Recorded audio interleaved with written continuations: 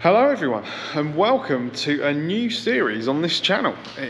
We are doing a workshop diaries. So I will be joining you for probably most of the workshop diaries. We'll show you a little bit about what happens in the workshop, preparing motorhomes, things, bits and bobs like that. Today is a little bit motorhome Jenga today, because this auto trail behind me is in my way. Ultimately it needs to be on this ramp, but the floor, if you can see, is nice and shiny. It's been freshly painted. We're getting it all up together. A lot of the stuff's going to go. It's all going to be tidied. It is a lot more tidy than what it was, because it used to be a car garage. So this tribute is also in my way. I need to get that off because the Bezier car needs to go on there. The Bezier car has an issue with the freshwater level sensor, so I need to have a look at that. It's saying there's a fault with it. It's not reading what level water is in the freshwater tank. I've got to get back on this one to do secure the battery and bits and bobs like that on this one. Obviously I can't move that because the floor's been painted, so I'll end up driving on the floor and probably pulling the paint up. So I don't know what I'm going to do about that, but yeah, ultimately I've got to move this one, get the Bezier car on. So yeah, there we go.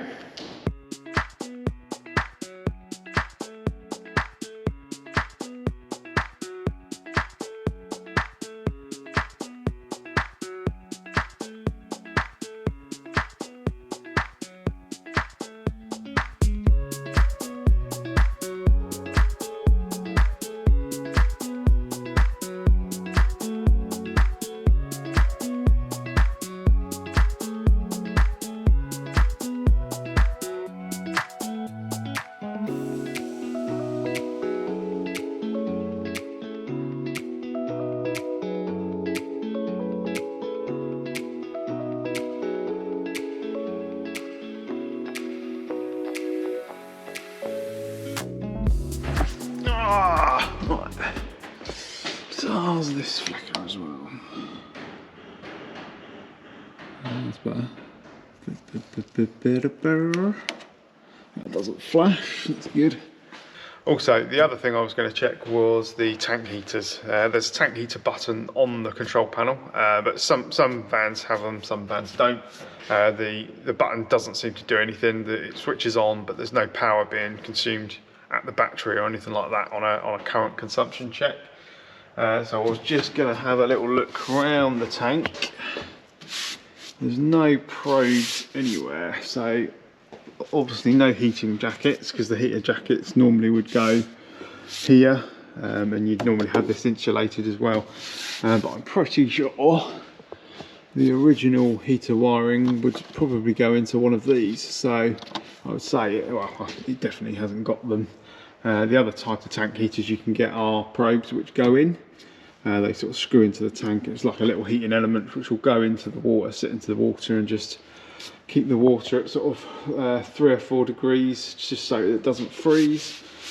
Thermostatically controlled normally, and like I say, the heater jackets would just stick on the bottom of the tank, but yeah, this definitely hasn't got tank heaters, so that'll be why the button doesn't work for the tank heaters. So yeah, the other thing to check now is just to check that the level sensor's working.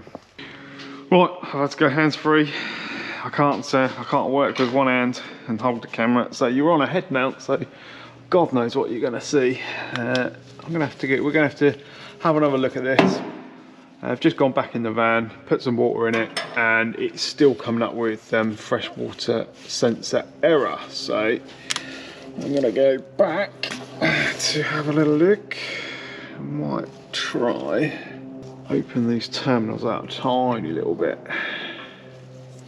Zoom out a little bit so you can see.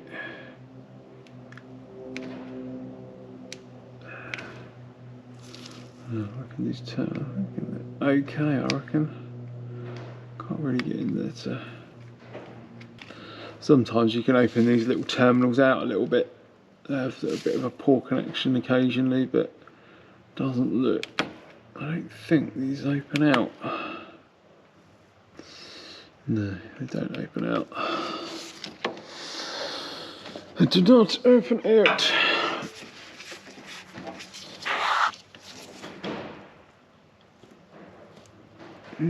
Connections are clean.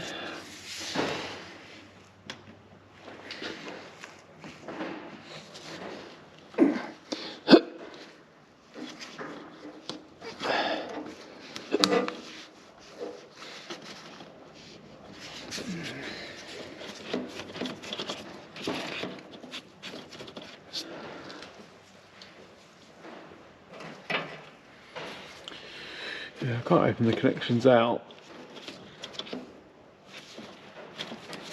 Definitely no issues on the wire, what I can see.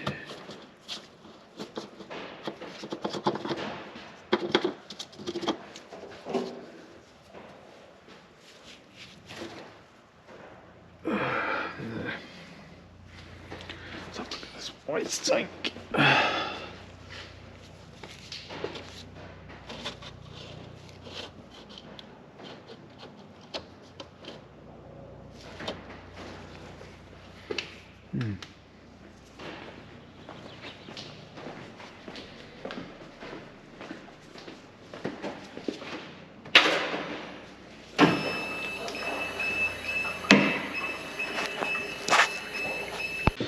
Right. Right, amazingly, I found the original wiring diagrams for the vehicle, which does help. So we have water level sensors, JP6 and JP7, also connected to JP5. I've just had the fuse board out, just to have a look, see, make sure we've got no loose connections or anything. These are JP6, JP7, is that JP7? Yeah, I think so. No, JP7, JP6 and JP5. JP7, JP6. Yeah. There's no loose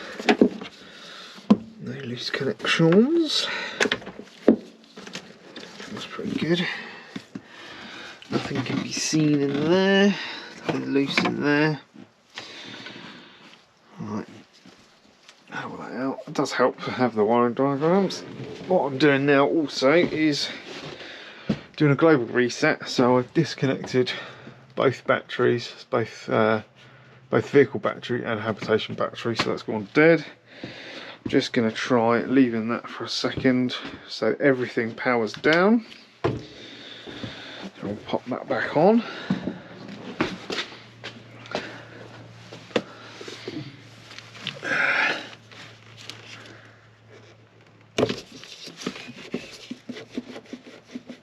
Get that on there.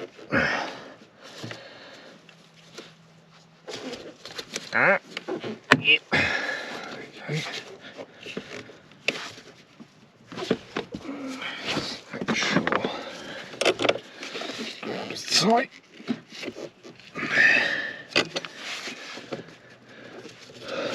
That's good.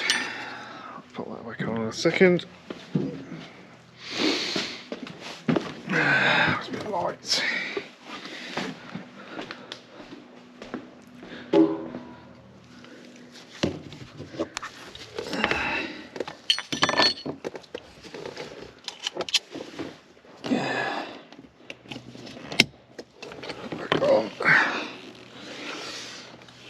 Where's my fuse? Oh, there we are.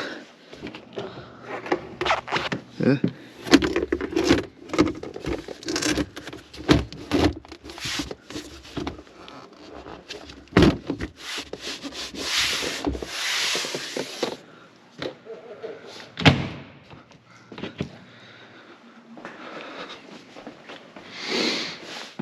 Right, let's have another little leak.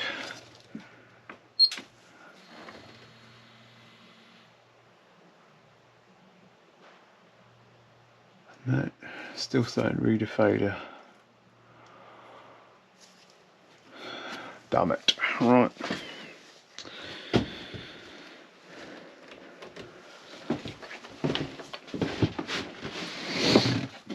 I think I may have to look at replacing this unit.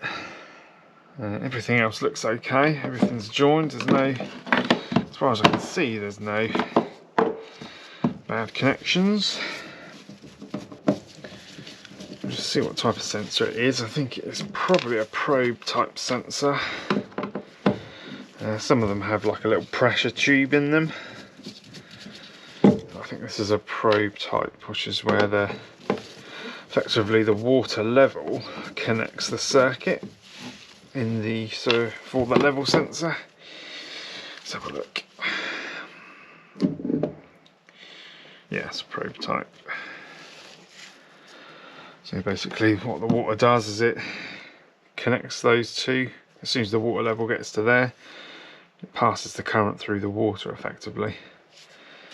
And then when it gets up to that level, passes the current through the 3 prongs, part gets to that level, passes it through the 4 prongs.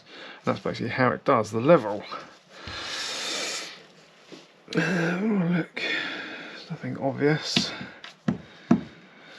Nothing that is strippable to have a look at. So I think we might have to order, or see if we can get a new unit. Oh well. Yeah, we'll see if we can get a new one of these.